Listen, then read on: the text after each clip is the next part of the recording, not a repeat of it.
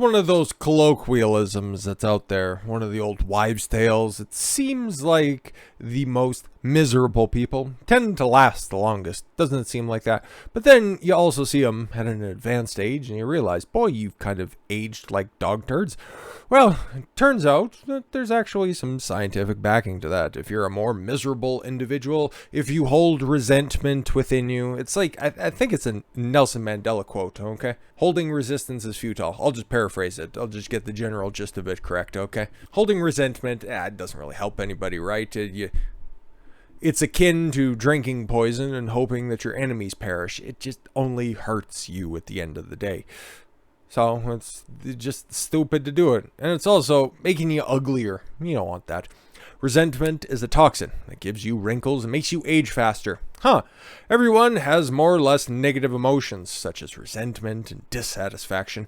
These emotions will usually pass after a while, but if you hang on to them like a jealous ex, you're doing yourself a grave disservice. However, if you often feel resentment, you should be aware of the negative emotions' ability to make you grow wrinkles early and age faster. So why is that? What's up with that?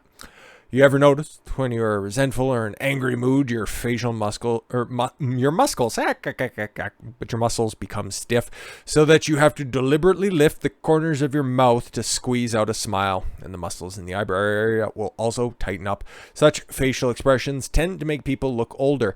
Oh, it's like when your mom would tell you if you're making a goofy face, hey, your face is going to stay like that if you keep doing that. Well, it looks like if you're being a miserable old coot, it's actually going to reflect poorly on your old face. Facial expressions tend to make people look older. However, if you're often in such a mood, you're no longer looking older, but you're actually getting older. Dr. G, all right, preventative medicine expert and director of the Lobsang Preventative Medicare Clinic. I can pronounce that one. That's her last name after all, or his. Pointed out that among his patients, it's a his. Good. Those who have a lot of grievances usually look older than people their same age, especially after the age of 60. Between people who often smile and those who don't, and the people who are often resentful and those who aren't, the differences in aging of their faces are quite obvious, as well as the difference in the number of facial wrinkles. When a person harbors resentment, other negative emotions such as anger, panic, anxiety, and vengefulness, will all follow, accompanied by irritability and stress, according to Dr. Lobsang. When negative emotions have accumulated for a long old time, it will cause a gradual dysregulation of the autonomic nervous system, thus producing many physical problems. The autonomic nerves, there's another word, include sympathetic and parasympathetic nerves, which is widely distributed in the various tissues and organs in the body. Once the autonomic nervous system is dysregulated, insomnia, gastrointestinal problems, metabolic problems, and other problems will be knocking at your door. Yeah, no, exactly, right? Stress is bad for the body. Stress can be a motivator, but if it's a consistent factor in your life, it's going to lead to some health problems. We've talked about this plenty, but there it is in a different context. When a person has poor sleep quality, poor digestion and absorption, and poor metabolism, the body's ability to repair itself will also decline. Exactly. You can't make use of that fuel you're consuming or creating, resulting in slow muscle loss, poor collagen retention, and dull skin. So not only are you a dull, bitter person, you physically look dull and bitter. Sucks to suck. This will make people prone to wrinkles and eye bags. Their skin's elasticity and moisture retention will also decline, making their appearance look older. In addition, resentment, anger, and other negative emotions will also prompt the sympathetic nerves to make the adrenal glands release more stress hormone, cortisol. Talked about that quite a bit, and that's what I was referencing just a bit earlier.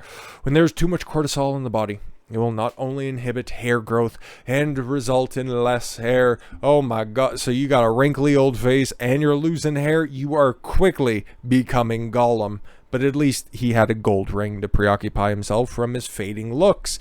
It will not only inhibit hair growth, result in less hair, it also destroy collagen and inhibit the secretion of sex hormone precursor DHEA in the body. A DHEA secretion deficiency over a long period of time will accelerate aging. Oh my god, this is just terrible. So stop being miserable. The effects of different emotions on people's appearance can be quite visible in as little as 10 years.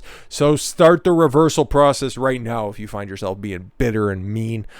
And negative emotions are reflective in the appearance, not only in the increase of wrinkles, but also in people's susceptibility to skin disease. So what, you can get skin cancer if you're too negative? All right then. The skin is the largest organ in the human body that includes hair, nails, epidermis, and dermis. The skin is also the organ closely related to emotions. For instance, anger, stress, fear, and other negative emotions will make the skin red, pale, sweaty, and or itchy.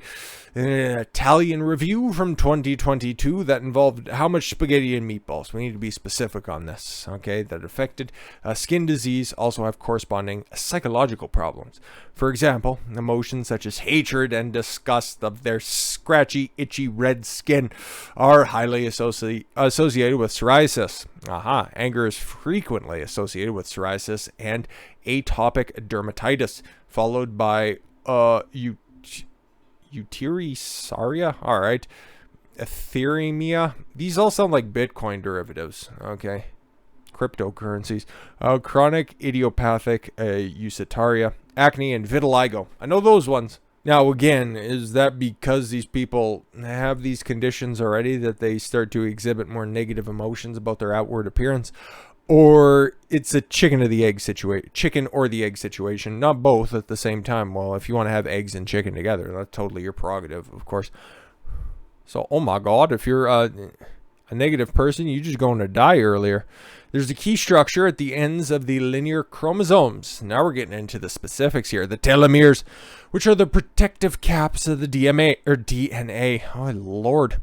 Every time a cell divides, the telomeres shrink a little. And when they're too short to shrink, the cell dies. Thus, behaviors that damage telomeres can cause premature aging. And through fasting, during certain increments, okay, not the shorter ones, not intermittent fasting throughout the day, I think the change starts to occur somewhere around the 36 hour mark, okay, and that's when you start to get recovering benefits from extended fasting, okay? But again, on a more specific fasting topic, that's when we'll talk about that. We're just talking about damage to telomeres and another way that you can prevent the damage, not necessarily heal it or not, but just prevent it, okay? Don't even need for the recovery or repair process to need to occur. In a 2012 study published by the Biological Psychiatric found that people who were highly cynical and hostile had significantly shorter telomere lengths than others, and the relationship with hostility and disease was more pronounced in men than women. Yeah, because they got to put up with women. That old gag. But no, just taking a look. People with low hostility, okay, that's one, and I'm sure that these are probably all measured due to how could you possibly do that outside of self-reporting, okay? Medium hostility, so intermittent hostility, okay? You get mad at the person who cuts you off in traffic for an extended amount of time as opposed to just laughing it off and thinking, oh boy, where are you going in such a hurry? Okay, it's very negligible if you hold a reasonable, I'd imagine medium reasonable amount of hostility, okay? Just a small step down. But if you're constantly on high alert, yeah, you're going to die quickly, because it really looks like, especially as it's illustrated in that bar graph right there, high hostility individuals, quite a drop-off, even though it's only a 0.3, or I'm sorry, probably about, a 0.5 decrease when it comes to whatever metric they're using there. 0.05 even, so it's even worse than that, or it's even less than that, sorry. But still, anything that you can be doing to not be ugly, especially as simple as, not being a bitter individual, it seems like it's pretty beneficial, don't you think? With all of that said, thank you all very much for the gift of your time. I've been Don Consuelo. I want you to follow your gut and get after it. Take care, everyone.